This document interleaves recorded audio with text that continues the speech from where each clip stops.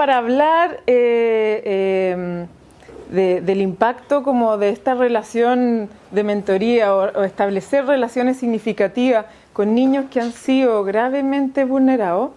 Quiero poder hablar de lo que primero, qué es el vínculo, cuál es el real significado, que nosotros hablamos mucho de vínculo, de apego, ¿cierto? Estamos como, pero ¿qué es lo que es realmente? O sea, ¿cuál es la base de eso? Y por otro lado, hablar de trauma, porque todos los niños de los que nosotros estamos hablando son niños con trauma complejo. O sea, ellos, independiente que lo manifiesten más o menos o de una u otra manera, son niños que han tenido experiencias de trauma complejo. Y entender qué es lo que hay detrás de estos niños con los que nosotros estamos viendo. Porque lo que pasa es que lo que hay detrás hace que lo que se vea muchas veces es un poco incomprensible, ¿cierto? Entonces eso como que quiero ir a meterme allá, y me voy a meter allá desde la ciencia, ¿ya? Me voy a meter allá desde entender qué está pasando con el cerebro de estos niños. Entonces, cuando nosotros hablamos de vínculo afectivo, hablamos de esta primera relación que se da entre un cuidador y un bebé, donde el bebé llega al mundo solo con necesidades, ¿cierto? O sea, el bebé llega al mundo y no puede satisfacer sus propias necesidades. Cuando él tiene hambre, llora; cuando tiene caca, llora; cuando tiene frío, llora. O sea, él manifiesta necesidades, y lo que nosotros hacemos como cuidadores o como padres es leer esas necesidades y satisfacerlas, ¿cierto? Entonces nosotros decimos, no, es que está llorando porque tiene sueño. Entonces nosotros empezamos como a diferenciar también los llantos, o a entender que a esta hora puede ser esta necesidad o esta otra. Y en la medida en que nosotros vamos satisfaciendo o anticipando esas necesidades, el bebé va bajando el nivel de estrés, ¿ya? Entonces nosotros, no sé, los que tenemos más de un hijo, o sea, quizás hay hijos que se calman si nosotros los tomamos así como bien apretaditos, pero hay otros que necesitan que uno los ponga como boca abajo, o cada uno te va a ir mostrando qué funciona y qué no. Pero para que eso se vaya logrando, tiene que ser en forma repetida en el tiempo. Entonces uno va leyendo a ese bebé, y ese bebé va sintiendo la respuesta de ese adulto. Entonces, cuando uno va bajando el nivel de estrés de ese bebé, la experiencia de ese niño es una sensación de seguridad. Es como, va a estar todo bien; cuando yo lloro, alguien me escucha y me hace sentir mejor, ¿ya? Y ese mensaje queda encriptado en nuestro cerebro. ¿Por qué? Porque cuando un bebé nace, el único órgano que no está desarrollado y que no debe estarlo es el cerebro, ¿ya? El cerebro, incluso cuando una guaguita nace, tiene la mollera, esta parte como blandita, ¿cierto? Que es increíble, porque quiere decir que ni siquiera la estructura ósea está unida, está abierta todavía, ¿ya? Entonces, en términos neurológicos, ¿qué es lo que está pasando? Las neuronas intrauterinamente empiezan a conectarse. Empieza a haber cada vez mayor conectividad neurológica, pero la mayor parte de esta conectividad se está dando en el hemisferio derecho. O sea, por eso es que nosotros no tenemos como recuerdos de cuando nacimos, de cuando aprendimos a caminar, porque todas esas conexiones son: esto se siente bien, esto se siente mal, ¿ya? Entonces, cuando un bebé es satisfecho en sus necesidades, se genera una conectividad en su hemisferio derecho que es de sensación de seguridad, de que el que me cuida es seguro, y de que el mundo es un lugar al que yo voy a poder ir a explorar. Entonces esa es la sensación, ese es como nuestro disco duro. O sea, nosotros hoy podemos, no sé, pues funcionar en la vida, pero podemos reconocer que tenemos como ciertos temores, o hay cosas que nos resistimos. Todas esas, como esa emocionalidad un poco viene de estas primeras experiencias de vida. Ahora, si un niño, por ejemplo, nace prematuro, ¿ya? Y su primera experiencia es estar en una incubadora, más allá del vínculo, él va a estar conectado con experiencias traumáticas de poca contención, de muchas luces, de mucho ruido. Entonces probablemente va a ser un niño que también va a andar como más alerta y más defendido, ¿ya? Entonces, así como hay temas vinculares, todas estas experiencias que se dan en la primera infancia van quedando marcadas en nuestra forma de ser. Y el tema es que no tenemos acceso a esa información, porque no la recordamos, ¿cierto? Porque el hemisferio izquierdo tiene una que otra neurona dando vuelta por ahí, pero no conecta con el hemisferio derecho. Entonces, ¿qué va pasando? A medida que el niño crece, va diciendo algunas palabras, va mirando libros, va recordando ciertas cosas, o sea, empieza a haber un desarrollo de la racionalidad, de la organización, de la predictibilidad, de todas las capacidades como más intelectuales. Y por otro lado, sigue habiendo esta experiencia emocional, ¿ya?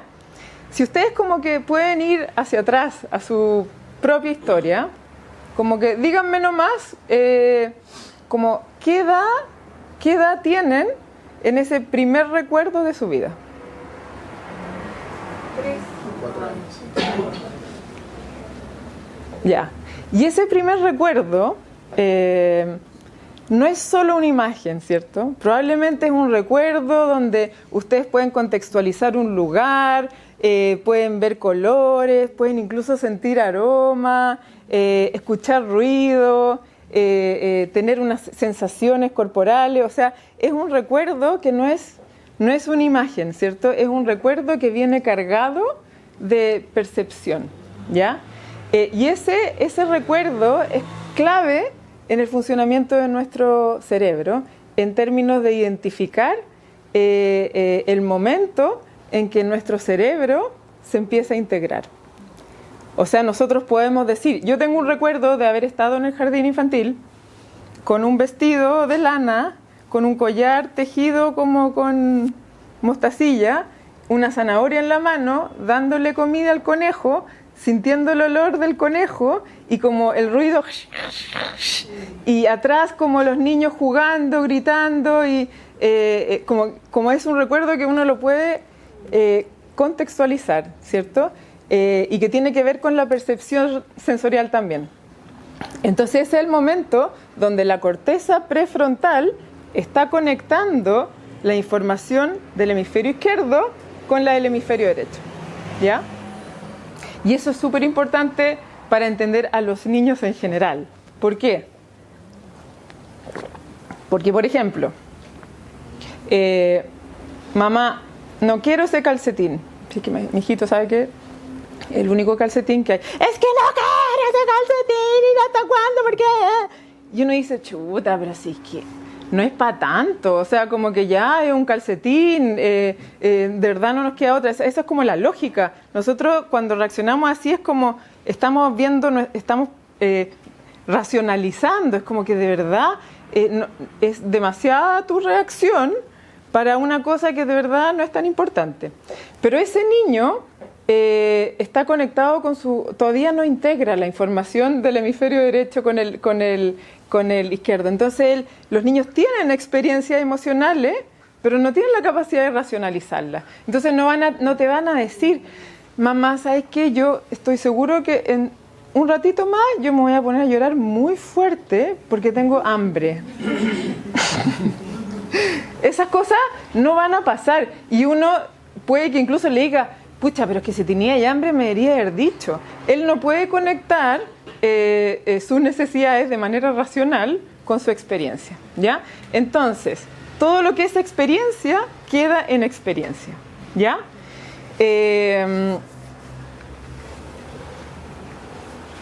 Entonces, en este sentido, ¿qué pasa con niños que han tenido... Voy a volver a estar un ratito más.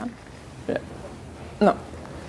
¿Qué pasa con niños que han tenido malas experiencias de bebés? incluso a un nivel como, digamos, menores de 5 años, ¿ya? Que probablemente son todos los niños de los que nosotros estamos hablando. Cuando nosotros hemos estado expuestos a experiencias traumáticas como adultos, nuestra reacción fisiológica es la misma que de un niño. O sea, si por ejemplo nosotros tuvimos una experiencia de ser atropellados, ¿ya? Nuestra reacción es como que nuestro cerebro actúa el sistema simpático y parasimpático. Uno es el nivel de alerta y el otro es de huida.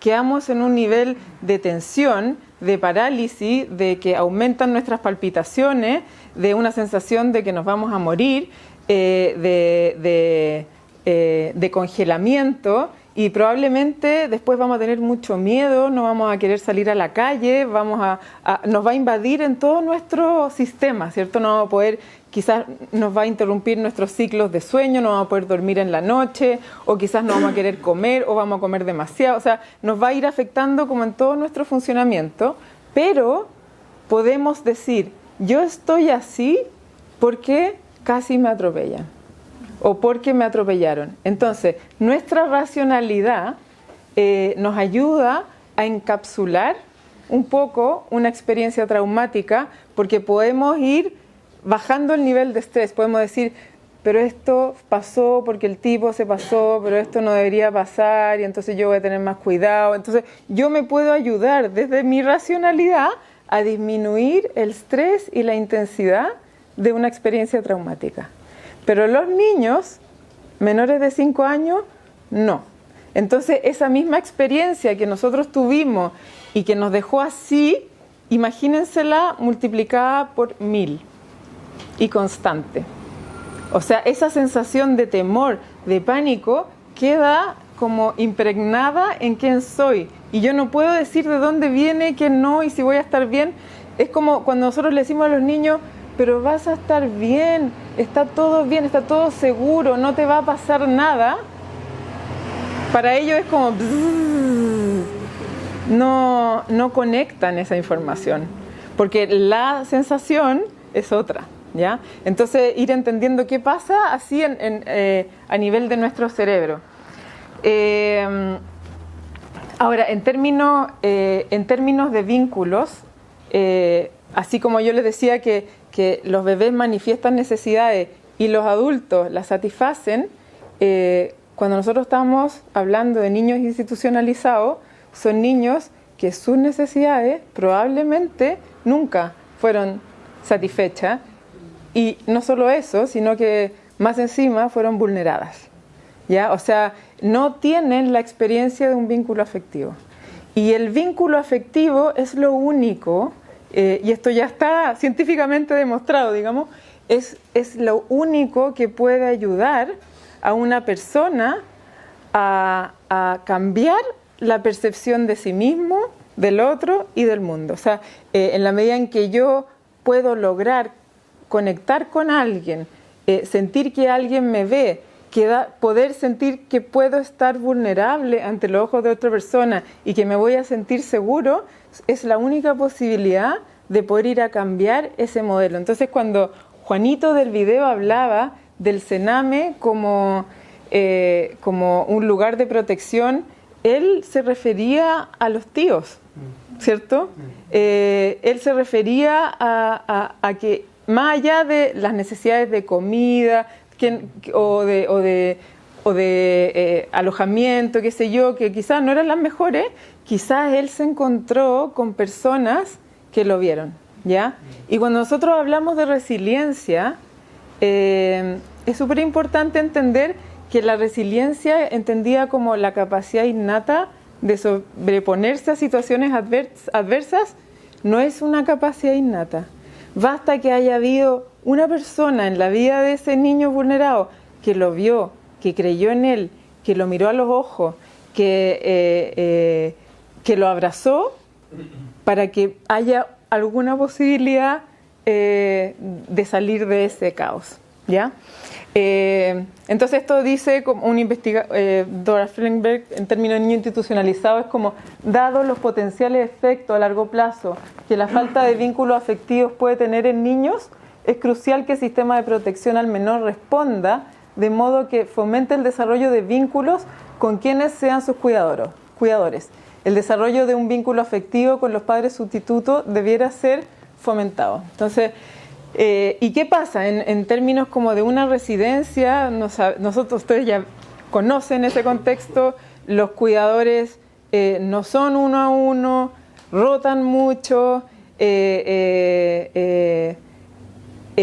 no necesariamente hay una individualidad en esas relaciones y un poco eso es lo que este proyecto también quiere fomentar. Es como que exista ese otro a quien el niño puede acceder, es visto, a quien puede confiar. Y para eso se tiene que dar a través de, digamos, la repetición, igual que la relación de una mamá con un bebé. Porque en la medida en que más uno se conecta, uno interactúa, más va a poder leer las señales del otro. ¿Ya?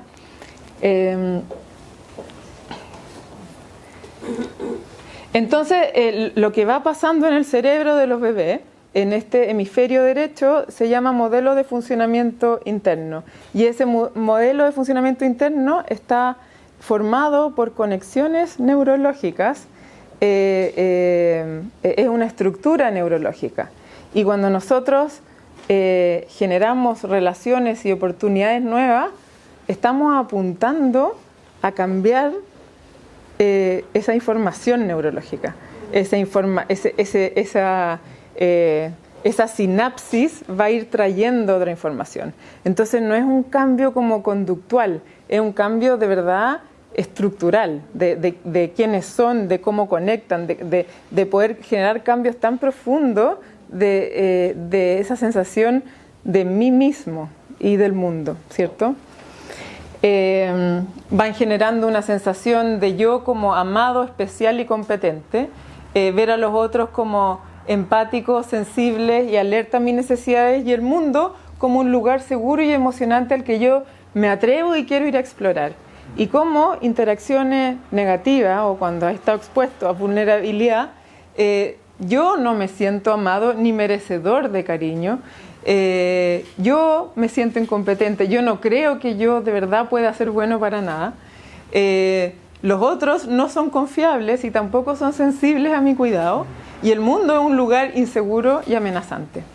Entonces, por más que le digamos, tratemos de cambiar esa información en términos racionales, si va a estar bien, el mundo te espera, tienes posibilidades, si yo he tenido estas experiencias, yo no tengo por qué confiar que el mundo efectivamente va a ser amable, ¿ya? Y eso es lo que está pasando como en su funcionamiento.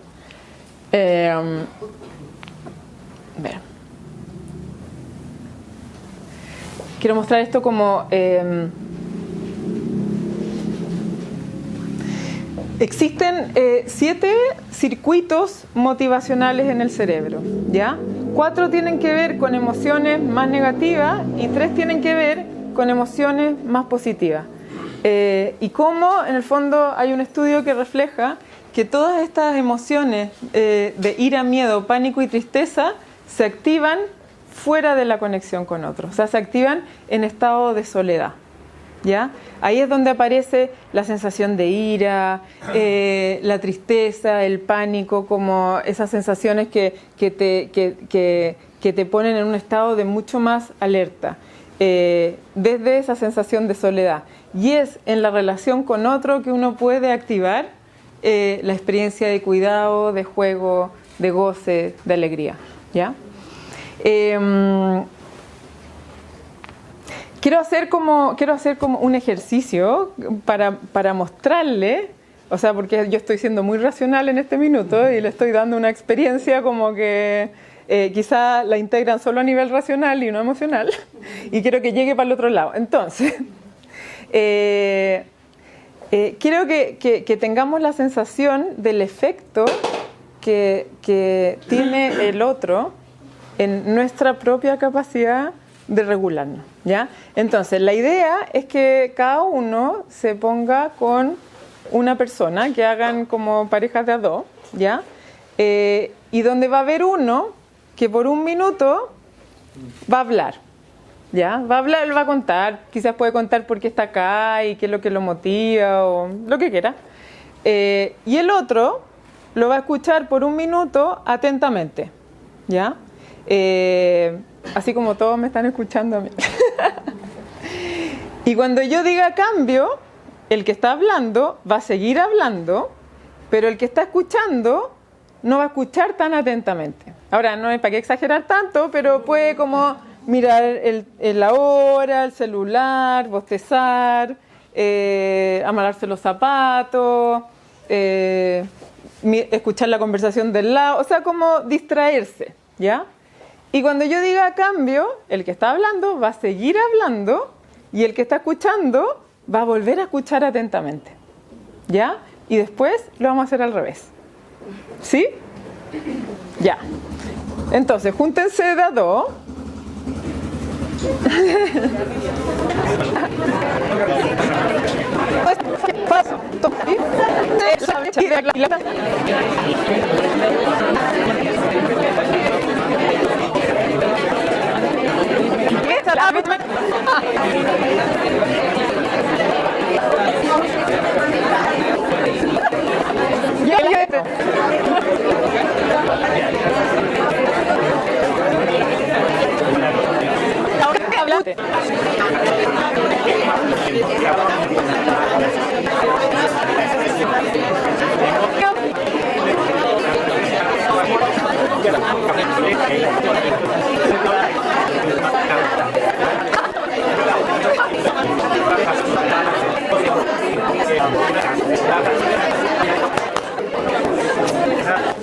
¿Alguien quisiera decir algo, compartir su experiencia, cómo se sintieron? Es frustrante cuando no sabes que no te están escuchando. Se voltean para otro lado. Terrible. ¿Es terrible? ¿Da inseguridad? Porque uno no... Claro, como que está como vergüenza que hace algo raro. Sí. De hecho, lo primero que él hace, cuando yo lo dejo escuchar, que me dan las ideas, me dice, escúchame. Es un ejercicio.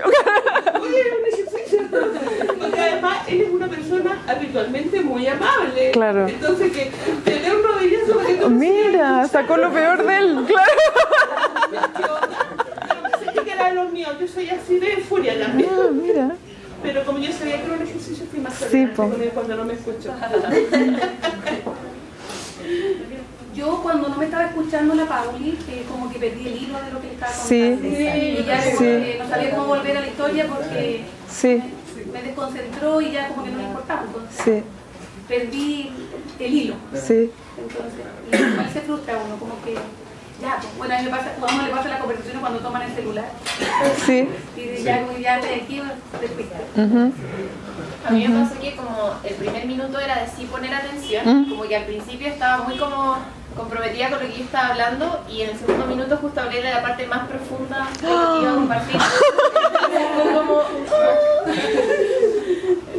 Porque el primer minuto sí fue a poner atención, entonces como que empecé a entrar Exacto, muy exacto. importante y justo llegó el momento del no, entonces fue como que venía un vuelo y me caí. Pero eso es importante porque en el fondo, en ese primer minuto, tú te sentiste vista, tú sentiste que lo que estabas diciendo tenía repercusión, tú sentiste que podías quizás dar un paso más y confiar en esa persona. Y después, ¿qué es lo que pasa? Que uno se desorganiza incluso cognitivamente, ¿cierto? Uno pierde el hilo conductor, uno empieza como, uno deja de hablar fluidamente, se producen como lagunas, uno empieza a sentir como que quizás lo que estoy diciendo es poco interesante, o sea, soy una lata, uno empieza a conectarse con una sensación negativa de uno mismo. Me sentí estúpido. Estúpido, sí. Sí, po, un idiota, sí, po. Y hablar tonterías y a veces saben que a uno nadie le escucha. Sí. Que es un entrenamiento que uno tiene. Es que yo soy periodista, entonces estoy acostumbrada a que no te pesquen. Hablar que esos pescados también, entonces como que si no me escuchan, el otro se lo está perdiendo. Claro. Pero, ¿Y qué pasa en el segundo momento? ¿Qué les pasó cuando ya lo escucharon bien, después no y después vuelve? un alivio. ¿Cierto? O sea, uno puede tolerar ese quiebre, pero después vuelve, no es que uno quede ofendido o como que, cierto que uno inmediatamente conecta, vuelve, ¿cierto? Y se acaba el minuto y uno dice, pues ya se acabó, ¿no? Sí. Increíble que pierde la importancia lo que estabas diciendo si no hay receptor. Sí. Es como así, ya entonces como que me da lata seguir haciendo el ejercicio y hablarle a alguien que no, Sí. en verdad no me está escuchando. Y lo otro que me llama la atención es que increíble que sabemos que Sí, es un ejercicio, sí. pero así todo resulta y te conecta Exactamente. con cosas, aunque sepáis que en verdad la otra persona tiene que no escucharte. Por eso es que queríamos llevarlo a la experiencia, porque nosotros aquí estamos haciendo un ejercicio, somos todas buenas personas, nadie quiere hacerle el mal a nadie, o sea, como... pero así todo, no tenemos control racional de esa parte emocional de nosotros. Se desconecta y nos desconectamos y nos disociamos. Entonces, si nosotros, o sea, imagínense la magnitud, hoy, acá, en un lugar súper seguro y en un ejercicio que era como era, o sea, sabíamos que iba a pasar algo incómodo, nos sentimos así. ¿Cómo se siente un niño que ni siquiera puede, o sea, que no es un ejercicio, que es su vida y es como magnificado a un 100? Esa es la experiencia como de sensación de mí mismo, porque acá desde nosotros como adultos estamos generando una experiencia verbal, digamos, de contar una historia. Las necesidades del niño son implícitas, son de ser visto, de esperarlo, de tocarlo, y cuando eso no se da, no logran tampoco organizarse. Entonces, es como entender que el trauma, como el trauma relacional, como afecta lo emocional, afecta lo cognitivo, afecta lo biológico, afecta lo social, afecta todas las áreas. Entonces, no sacamos nada con trabajar habilidades sociales o ayudarlo con una psicopedagoga, porque hay un núcleo que está ahí, que en la medida en que eso no funcione, nada de lo otro va a poder aflorar. Tengo una pregunta. Sí. Esa revinculación, que es como esa tercera parte que volvimos a hacer, ¿tiene edad? ¿O cada vez, o sea, siempre un adulto se puede revincular, puede ser escuchado o visto por primera vez y algo le va a cambiar estructuralmente? ¿O ya hay un momento en que como que no hay vuelta atrás? No sé, ¿por qué edad tienen ustedes? No pregúntele. ¿Qué edad tienes tú? No. ¿Y tú? No, lo que pasa es que cuando uno trabaja con niños, mientras más chiquititos, menos racionalizados están y más directo uno hace esta entrega. Es como a un niño menor de 5 años, esto le llega sin mucha defensa racional, digamos. Mientras más grandes somos, más rigidizados estamos. Pero existe lo que se llama vínculos adquiridos, que muchas veces pasa que nosotros quizás no tuvimos muy buenas experiencias tempranas afectivamente y en la vida vamos conectando o con amigos o con pareja o en el caso de ustedes como con la misma comunidad, la iglesia, que va generando. O sea, yo lo veo con usted, yo he aprendido como de la iglesia, cero conocimiento yo, nada, solo lo que yo veía como en las plazas, pero...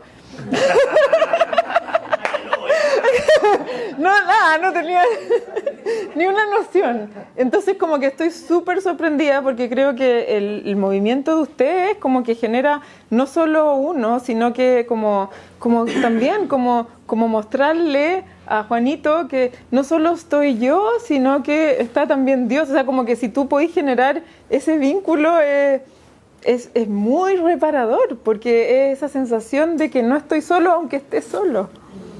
Que esa necesidad.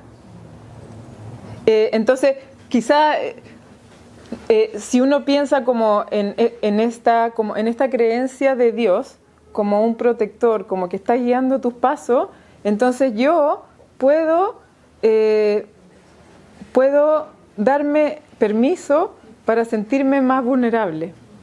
Porque, por último, siento que Dios me está cuidando. Quizás mi mamá no me está cuidando, pero si siento que Dios me está cuidando, yo puedo quizás ser más frágil. Y estos niños necesitan tener la experiencia de sentirse más frágiles y de ser cuidados. Porque están ahí, están en un estado así como de hiperalerta. Todo lo que pasa es aumentado a 1000, ¿ya? Y a veces incluso fallan en la percepción, o sea, no sé, pues van cruzando la calle y de repente, y yo he trabajado mucho con niños con trauma, entonces de repente, no sé, pues yo les tiro así como un monito y hacen así. Y yo, o sea, era un peluche, como que no era como que yo les estuviera como tirando un monito, pero su reacción es sobredimensionada, es como que ellos ven como que yo de verdad agarré el monito y se los iba a tirar en la cara.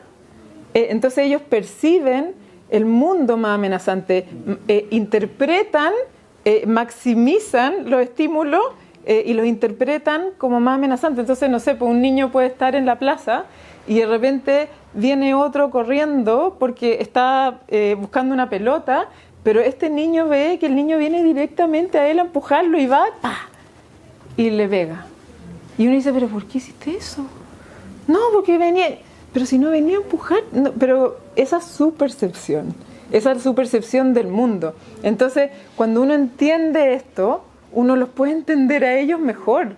Porque si no, uno dice, no entiendo, pero si no estaba pasando nada y uno lo ve como uno lo ve y uno tiene que ir a meterse a ellos, a su mundo, a su lógica y ver el mundo como ellos. Y en vez de decirle, si eso nunca pasó, es, aquí estoy contigo, yo sé que a veces tú tienes susto, a veces sientes que esas cosas van a pasar, está bien, tranquilo. Que es distinta la sensación, es como estoy contigo y no como confirmarle que él está mal, que él está loco, que él es agresivo, que él es inadecuado, que es lo que muchas veces estamos haciendo, tanto desde el buen lugar de querer cuidarlos como desde un lugar más punitivo, pero tendemos a relacionarnos de esa manera porque es lo lógico. Entonces es como ir a este lugar que a veces no es nada de lógico. Entonces, por ejemplo, un niño, si yo estoy con un niño y me ha pasado que estoy con un niño y me tira un pollo así. O sea, me dan ganas de cachetearlo, pues, imagínate. O sea, mi primera reacción es enojarme. Pero cuando yo lo veo de este lugar, me saco el pollo y le digo, yo puedo tirar un pollo mucho más lejos que tú. Y tiro un pollo. Y hacemos carrera de pollo. Y entonces, ¿qué pasa en su cerebro? Es como... O sea, yo con esto quiero provocarla. Y ella está como haciendo un juego. O sea, como... Le cambia la conexión. Le cambia el switch. Y desde esa sorpresa, porque en vez de la alerta es como de quizás como querer pegarme, como que queda como... Y entonces yo me aprovecho de ese para conectarlo con un juego y se va a terminar riendo. Y entonces, ¿cuál es la experiencia? Es como una experiencia como que finalmente lo estoy pasando bien. ¿Y por qué lo puedo pasar bien? Porque me relajo. Entonces es ir a un lugar como muy raro también para uno, ¿cachai? Bueno, es un ejemplo un poco extremo, pero son cosas que les van a pasar si... No, pero con los niños de allá, de Arpaz, sí, pues. Con niños en la escuela interna. Y una de las chicas, por ejemplo, estábamos en el mesón grande y de repente trabajando con 3, 4 niñas, aprendiendo las cosas básicas, y ella viene y se sube arriba de la mesa y empieza a caminar por sobre la mesa mientras nosotros estamos trabajando números. Entonces yo, durante un par de segundos, hago así como que no me doy cuenta que está arriba de la mesa, y cuando la miro digo, ¿en qué minuto esto resultó que era pasarela de modelo? Dale, y yo seguí con la claro. Entonces ella se queda así como... No, ¿Qué pasó aquí? O sea, no solo no me retan, no solo no me dicen que me baje, sino que la tía hasta se ríe de lo que estoy haciendo. Entonces no había nada mejor que entonces viene y se sienta en medio de la mesa. Ay, digo yo, florero, vamos a ir a buscar unas flores para ponerle el florero que tenemos. Entonces ella todo el rato pensó que a mí me faltaba un tornillo. Claro. Porque yo en ninguna de las cosas que ella hizo para provocar, de abrir, cerrar, subirse, bajarse, yo conecté con su provocación, sino que al contrario, la transformé en algo que era como para reírse. Entonces, ella desde ahí logramos un apego, un vínculo, para que ella fuera a la clase y ir a hacerla, porque ella sabía que nada de lo que ella hiciera a mí me iba a sacar de onda. O sea, tú le estabas mostrando que tu clase era un lugar seguro. Y eso es lo que uno quiere entregar desde el vínculo. Yo soy seguro y yo soy incondicional. O sea, como que no, nada de lo que tú hagas a mí me va a provocar. No es personal. ¿Sí? Es que es como personal. Exacto.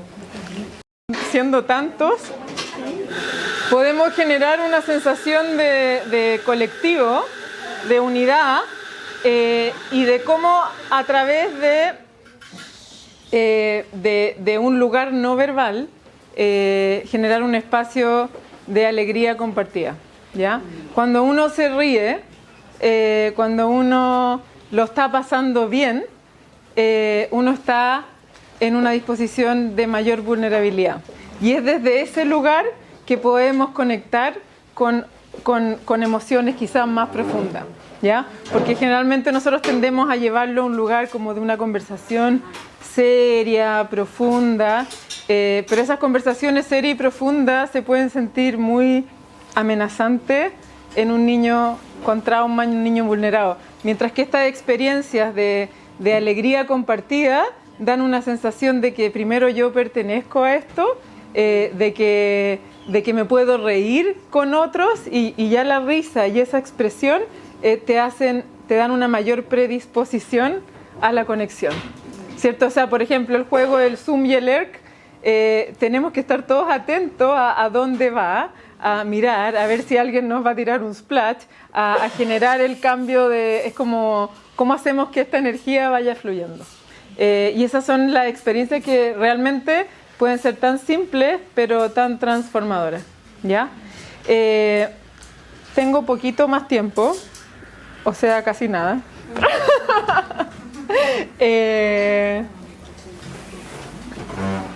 Pero quiero mostrarles un video para poder empezar a hablar realmente de lo que es trauma. Quiero que vean este video. No sé, hay que subirle el volumen. Bueno, quédate atento al control.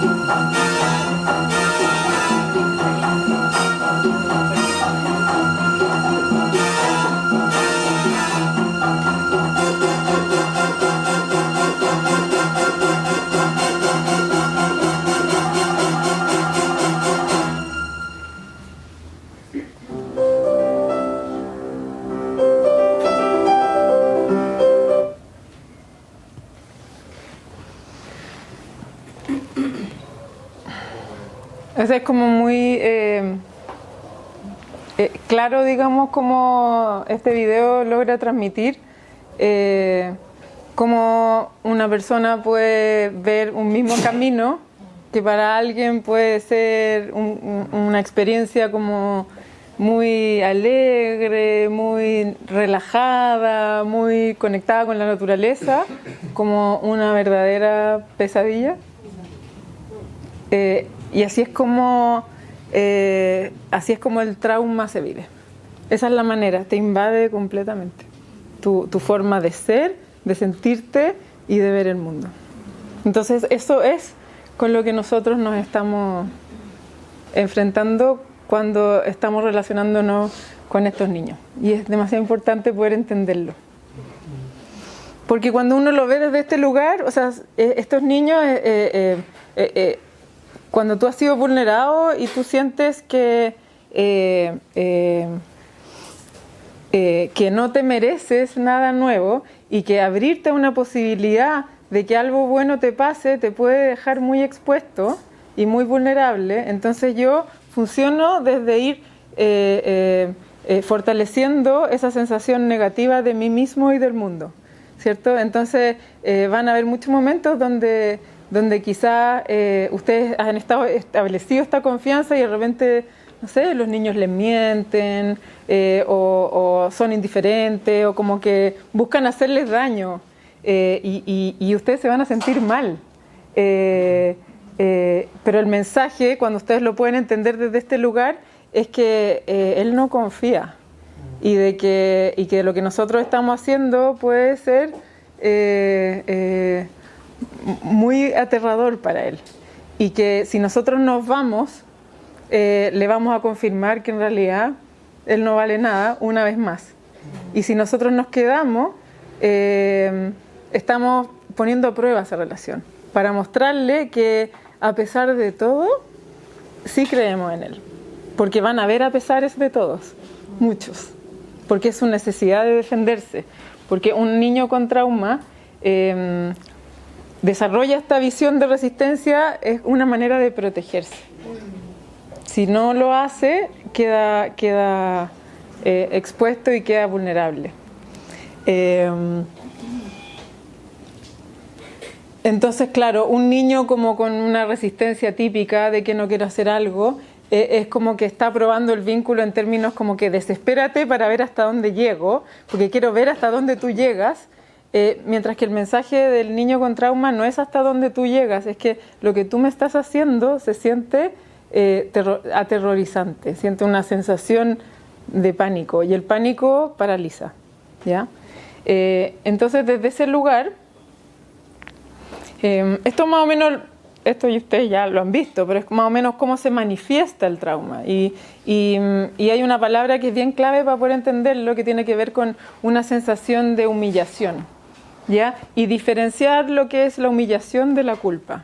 O sea, cuando algo a mí me hace sentir mal, cuando, por ejemplo, a mí me dicen, ¿sabes qué? Cuando tú llegas tarde, de verdad afecta como a todas las personas que tú estamos trabajando y estás comprometiendo los tiempos. Entonces, si yo me conecto con la culpa, que es una reacción más sana, digamos, yo puedo ir a repararla. Yo puedo decir, ¿sabéis qué? Mil disculpas, yo voy a hacer todo lo posible para que esto no pase. Yo me siento muy mal porque lo que yo hago está teniendo este efecto negativo en ustedes. Si es que yo estoy vulnerada o si yo siento eso como una amenaza y lo pongo en el otro, como, esta vieja o no sé qué, lo que yo estoy conectándome es con la sensación de humillación. Es que si ella me dice a mí que yo llegué tarde, me invade completamente una sensación negativa de mí misma. No puedo discriminarlo como algo malo que yo hice y que puedo solucionarlo, que es la esperanza de cuando uno se conecta con la culpa y uno la repara, uno después de repararlo se siente mucho mejor que antes de haberlo hecho. O sea, uno necesita conectarse como con el fallar y el reconocer, pero cuando tu experiencia base es la humillación, esto se siente como una amenaza. Entonces yo me defiendo de eso y me invade en términos de intensidad, en términos de que voy a renunciar, voy a actuar impulsivamente y como que va a invadirme todo mi ser, digamos, ¿ya? Entonces esto es como más como uno ve el trauma en excesiva necesidad de tener control, comportamiento oposicionista desafiante, los afectos negativos de mucha intensidad, terror, desesperación, daño emocional y físico a otros y a sí mismo, respuesta negativa a la disciplina, frustración, responsabilidad, mentiras, excusas, culpabilizar a otros, escindidos completamente lo malo y lo bueno, sentido de superioridad a veces, demandante, identificación desde la victimización, destructivos, robos, provocación, manipulación. El tema es que todos estos temas como elevados en mucha intensidad y frecuencia generalmente, ¿ya?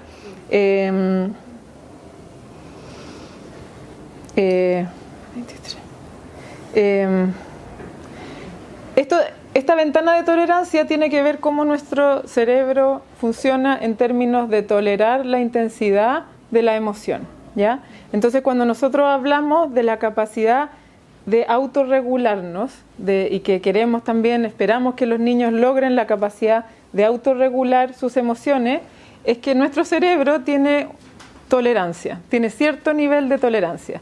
Y la capacidad de autorregulación tiene que ver con cómo yo me puedo mover dentro de este marco de tolerancia con emociones intensas y de excitabilidad y con emociones más bajas, de mayor contacto, de mayor vulnerabilidad y con emociones más neutras sin salirme de estos pics, ¿ya? Entonces está bien que nosotros nos conectemos con todo tipo de emoción en la medida en que tenemos como una regulación de estas. Y la capacidad de autorregulación es justamente eso, es mantenerse dentro de estos límites. Y cuando uno se sale de esos límites, por ejemplo, un niño cuando le dio rabia ya le pegó a todos y se fue como a un lugar muy negro, quiere decir que perdió la capacidad de regular. Se fue a un lugar negro, perdió el control de sí mismo, ya sea desde la excitabilidad, la rabia, la furia, o ya sea desde como una sensación como de ensimismamiento, de no querer salir de ahí, de un lugar más depresivo, más para adentro. En ambos casos no podemos hacer nada, o sea, como si nosotros le decimos a un niño, por típico el problema que se está teniendo en Sename, tratar de controlar a ese niño, ¿cierto? Y que hemos tenido ya broma el manejo, porque lo que nosotros hacemos es tratar de controlar a un niño que está fuera de control, ¿ya? Nosotros no podemos hacer nada más que acompañar cuando un niño se fue a ese lugar. En la medida en que nosotros lo acompañamos, esperamos que baje y ahí podemos conectar. Pero no podemos conectar con un niño que no perdió el control de sí mismo, ¿ya? Entonces lo que pasa cuando nosotros tratamos de conectar como cálmate, va a estar todo bien, o tómame la mano, no sé qué, o tratamos de intervenir y de verdad no se puede, porque si se puede es porque todavía no se fue, lo que hacemos es que intensificamos esta sensación. Si nosotros lo esperamos, va a bajar mucho antes a que si nosotros nos metemos, ¿ya? Y para nosotros es muy difícil esperar, porque cuando tenemos un niño totalmente desesperado es como que queremos hacer algo, ayudarlo o retarlo, algo, como que es muy difícil estar ahí para un niño irregulado. Y eso es justamente lo que ellos necesitan, ¿ya? Ahora, ¿cuáles son los elementos experienciales básicos? Porque entender ya desde aquí que la única manera de poder sanar el trauma es desde la experiencia y no desde la racionalidad. Uno no saca nada con cambiar pensamientos porque esos quedan ahí, como no conectan para el otro lado, ¿ya? Y estos son los elementos básicos. Primero, que es relacional, o sea, no se puede sanar el trauma si no es a través de una relación. Es relevante, tiene que ver con que es adecuado al nivel que ese niño puede tolerar. Si nosotros como que hiperestimulamos a un niño inhibido, lo estamos más asustando que yendo a su lugar. O sea, nosotros tenemos que poder ir al lugar en el que el niño está. Cuando a mí un niño me llega así, cansado a la consulta, y se quiere puro echar, y la mamá, ya, pues Pepito, si ahora tenemos que jugar, y yo, no, echemos, no, y no, lo que contabas tú, como que uno se va al nivel del niño, uno se pone ahí, y en la medida en que él pueda salir de ahí, podemos ir conectándolo y llevando a distintos lugares, pero no podemos como encontrarnos en distintos lugares. Esa es la sintonía, que es el ejercicio que nosotros hicimos. Tenemos que ir a ese lugar y desde ahí vamos a poder hacer lo que queramos, pero tenemos que primero hacer match con ese estado emocional. Repetitivo, y por eso la importancia del compromiso, de la continuidad, porque la repetición genera una sensación de predictibilidad, de certidumbre, de seguridad, de que esto sé para dónde va, de confianza. Se genera un patrón que sea gratificante. O sea, cuando yo le hago estos juegos, uno no tiene que ir a ponerse a hablar serio con los niños, o tratar que te cuenten la historia. O sea, es generar espacio de alegría, de placer, porque eso es lo más reparador. Rítmico, lo rítmico, que es un concepto mucho más neurológico que cognitivo, tiene que ver con que cuando uno va cambiando los ritmos en su tono o en su actuar, uno va conectando también de mejor forma. Por ejemplo, el uno genera un juego arriba, abajo, uno va cambiando los tonos de voz. Cuando el niño, no sé, pues, hace algo que te gustó, tú lo reforzás y le decís, qué buena, eres demasiado bacán. Uno amplifica la emoción, ¿cierto? Como por ejemplo, cuando un niño empieza a caminar, típica como experiencia así como que uno como mamá es como, ¡ay, qué sí! Como que uno abre las manos así y grita. Que es como una cosa bien rara, así como si, entre adultos, digamos. Esa cosa, y eso también tiene un sentido neurológico. Es como cuando uno amplifica la emoción, la experiencia en el niño se siente con más potencia. Es como, o sea, si yo logré provocar en esta señora ese nivel de reacción, es porque yo soy un bacán. Entonces como que muscularmente los niños como que se empiezan a sentir más poderosos, y eso es algo muy natural que uno amplifique, ¿cierto? Pero es importante porque es importante saber por qué lo estamos haciendo. Y bueno, y respetuoso. Ya. Entonces, desde un programa de mentoría, este es como un resumen, pero se dan cuenta de las implicancias y de lo significativo que puede llegar a ser para uno de estos jóvenes tener un mentor, en términos de poder llevar a cabo experiencias nunca antes tenía, desde un lugar seguro, desde un lugar cuidado,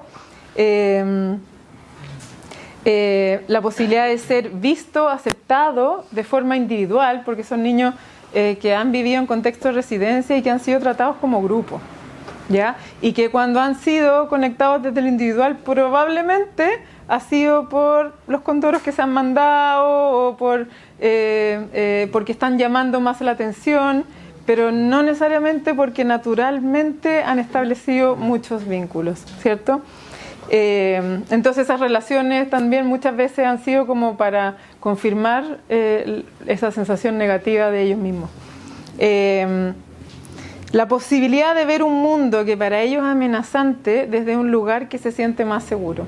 O sea, en ese video, si uno puede tomar de la mano a un niño y hacer ese camino, ir mostrándoselo de otro lugar, quizás la tercera vez que lo recorra va a poder ir viendo el camino desde un lugar más amable. Solamente con tomarle la mano. Desarrollar una sensación positiva de sí mismo y vivir la experiencia de sentirse querido y respetado. Como los cuidados un poco que uno pone, es como aproximarse al nivel que él lo permita, como que muchas veces nosotros como desde este lugar queremos forzar algunas relaciones o llevarlas a otro nivel. Y la profundidad de lo que nosotros estamos haciendo está simplemente en la presencia.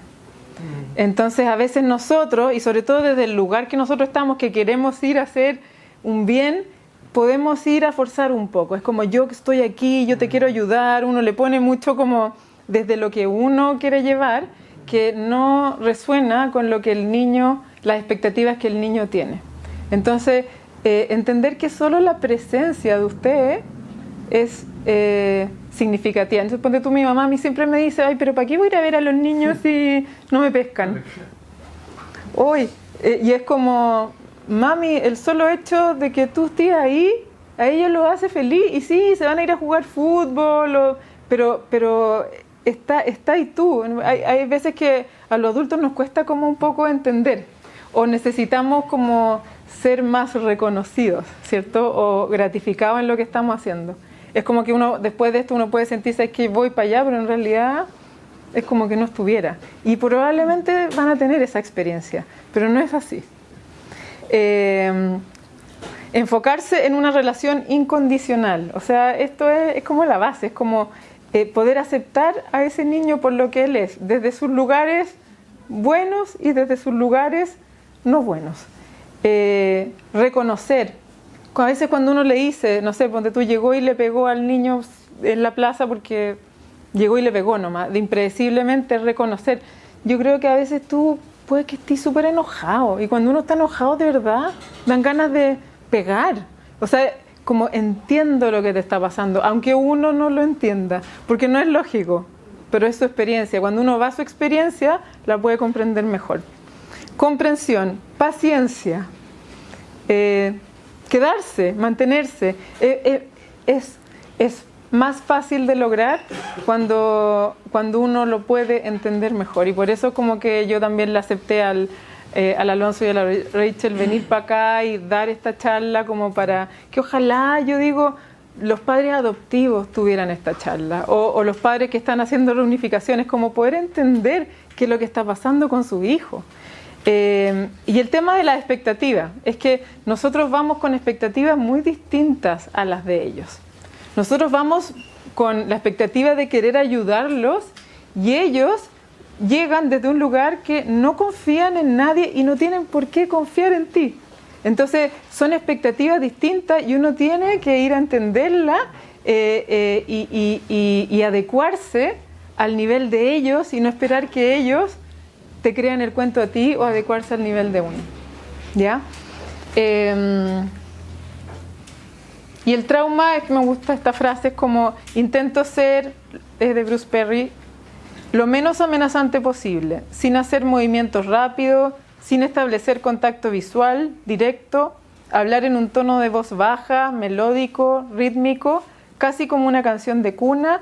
Me acerco a él como alguien se acercaría a un bebé aterrorizado o a un animal con miedo.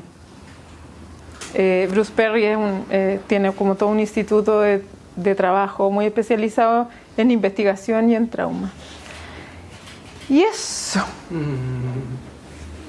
Eso, de verdad, gracias. Mucha suerte en el camino que emprendan. O sea, ya el hecho de que estén acá genera un cambio en la mirada, un compromiso desde el lugar que cada uno pueda tenerlo. Y nada, les agradezco mucho como la atención, la buena onda, y a Alonso, a Rachel y a todos los involucrados en Fundación Somos Parte, porque son ustedes unos visionarios, emprendedores sociales con un corazón pero infinito, y que lo único que hacen todo el rato es multiplicarlo, y es muy poderoso. Así que suerte y gracias a todos. O sea, gracias a ti, Nicole, realmente por dar un día sábado que puedes estar con la familia.